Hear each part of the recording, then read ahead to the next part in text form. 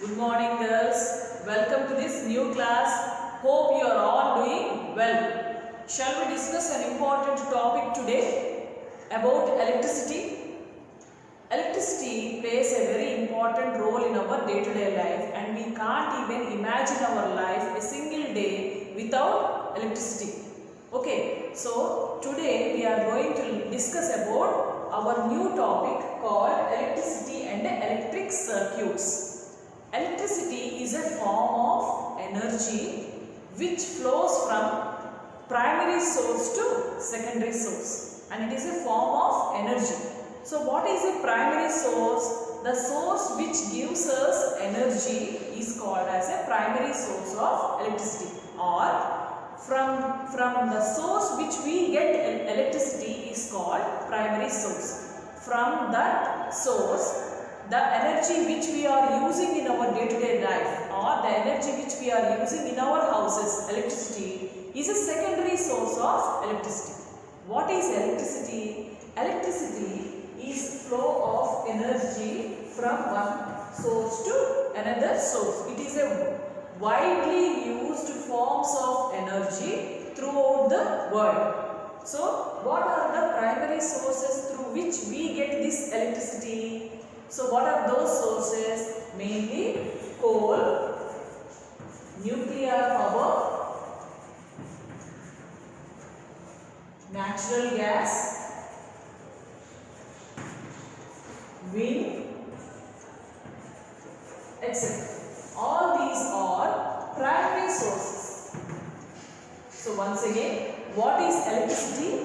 Electricity is a form of energy that is produced from these sources. What are these sources?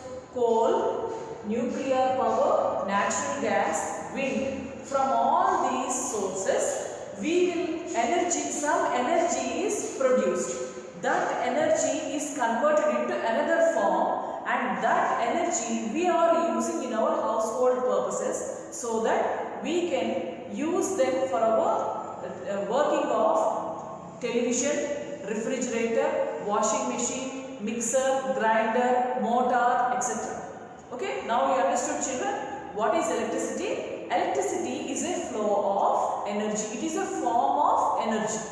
The energy or the electricity which we are using in our household purposes is secondary source. Primary source, mainly the energy which we will get from coal, nuclear power, natural gas and wind. From these sources, energy will be obtained, and that energy will be converted into secondary source. So, secondary source energy which we are using for our purposes.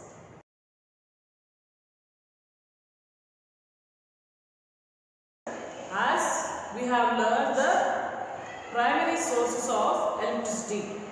So, what is electricity? Electricity is a flow of energy, flow of electrons. Okay, so in our houses, we will be seeing cells and batteries which are used in remotes, wristwatches, calculators, etc. So, how these cells are working together and which makes this device to work. How electricity is flowing through these cells into this device. So, let us learn about the different cells which are observed in our day-to-day life. Cells are two types. What are those? Primary cells and secondary cells. Primary cells are also called as dry cells or pencil cells. So, primary cells are also called as dry cells and pencil cells. Okay, so these primary cells are made in such a way that the chemical reactions in them cannot be reversed, and that means they are irreversible. Once they stop functioning, they are of no use, primary cells. But secondary cells are made in such a way that the chemical reactions in them can be reversed, and they can be recharged again and they can be used. How many types of cells are there? Primary cells and secondary cells. All of you, can you name some companies of cells? Nippo. Okay, have you heard about Nippo batteries or cells? So, now let us learn about a structure of a dry cell. Okay, so a dry cell, if you see a dry cell, the outer case is made up of a zinc case, metal zinc case. Okay, so this zinc case, outer covering, is made up of zinc base, and also here if you see a metal cap is seen outside. If you see, take one cell and if you observe carefully, that metal cap can be seen outside. So inside this zinc container, ammonium chloride paste is stuffed inside.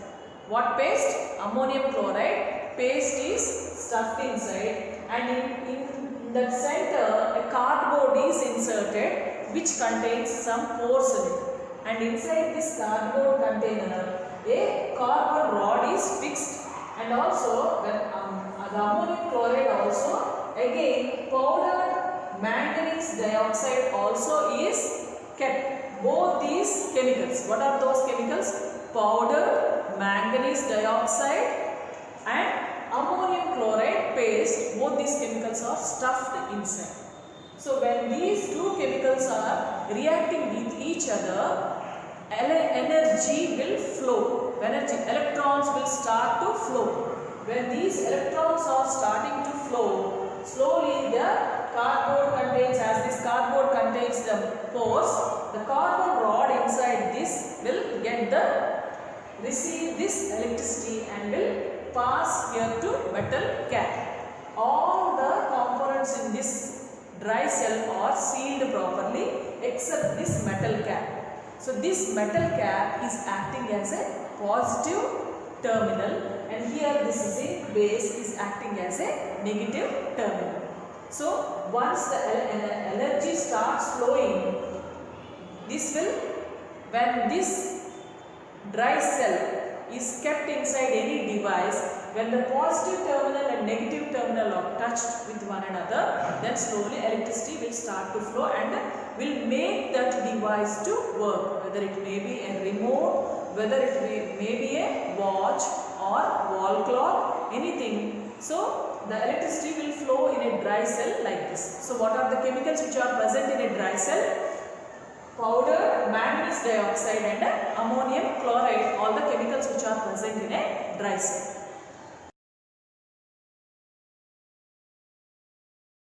We have learnt about structure of a dry cell.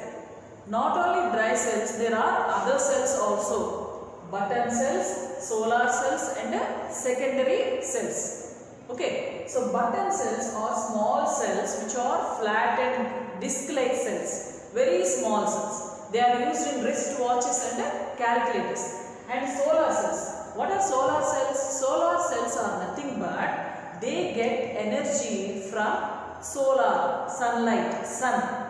Sun's energy is trapped by them and reserved and will be used in calculators. Solar cells are used in calculators. So how these solar cells will get the energy? Solar cells energy will get through sunlight. And another cell is secondary cells. Secondary cells are also called as storage cells and also called as accumulators. These secondary cells are made in such a way that their energy can be recharged again. They can be recharged, and they are used in laptops, mobile phones, car batteries, etc. So all these are the different cells which we use in our day-to-day life. What are the other cells other than dry cell? Button cells, solar cells and secondary cells. What is the other name given for secondary cell? Accumulators, and also they are called as storage cells. These secondary cells are used in mobile phones, car batteries, laptops. Solar cells are used in calculators. Button cells are used in wristwatches and calculators. Children, we need some requirements for the flow of electricity. In order to flow that electricity, in order to continue that flow of electricity, we need a source. A source, whether it can be a cell. So through the cell, and a wire and uninterrupted loop. We need these three to get that electricity flow, to get that pathway.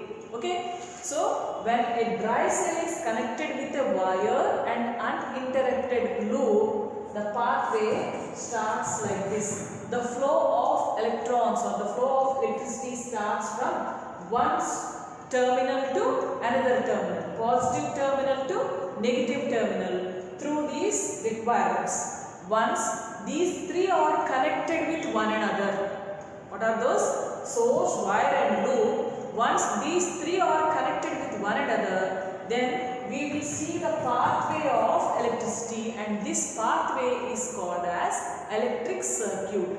Circuit diagrams you might have heard. Okay, so these diagrams helps us to learn the way in which electricity is flown from one terminal to another terminal. These circuits are drawn by using some symbols. Okay, we can't draw a bulb shape and a switchboard like this. Instead of drawing the bulb and switchboard, some symbols are given for these circuits. So let us learn about those symbols. So what is an electric circuit?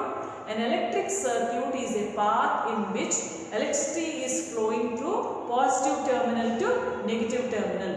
To show that electric circuit in a diagrammatic way, we need some symbols. So let us learn about those symbols.